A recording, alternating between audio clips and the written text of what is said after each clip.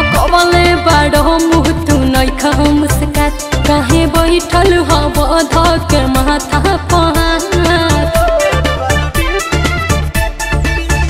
लटकवले बाड़ो मुँह तू नइखा मुस्कात काहे बैठल हव धक माथा पहाड़। अरे ऑनलाइन लो अब न करब गम में डूबल बानी धोखा खा के। पर क्या मुझे एक मुझे एक भौजी ने लूटा रे कुंवर वाला डीपी लगा के। अब मुझे एक भौजी ने लूटा रे कुंवर वाला डीपी लगा के।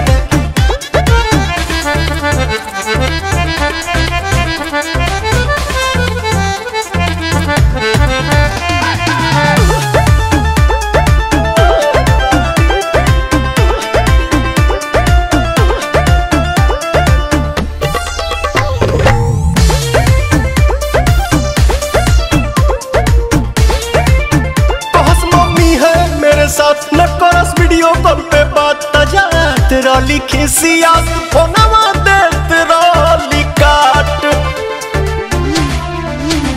तोहरा मिलल बा तोहरे ही करनी के फल बारो हमके तोड़ पहले तू कहले रहा अच्छा ही बनल आशिक होता बड़ी तकलीफ गइली सबक गजब सिखा के।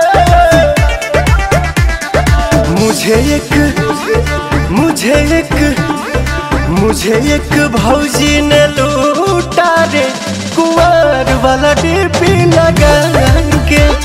हम मुझे एक भौजी ने लूटा रे कुंवर वाला डीपी लगा के।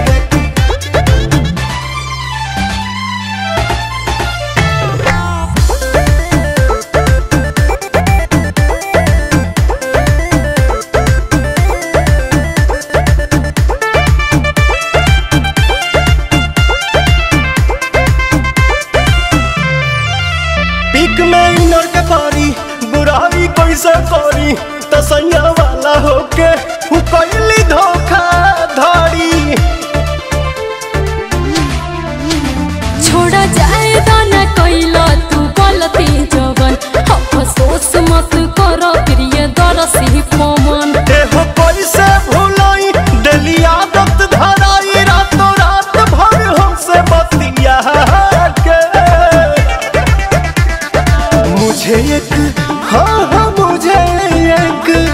मुझे एक भौजी ने लूटा रे कुंवर वाला डीपी लगा के। मुझे एक भौजी ने लूटा रे कुंवर वाला डीपी लगा के।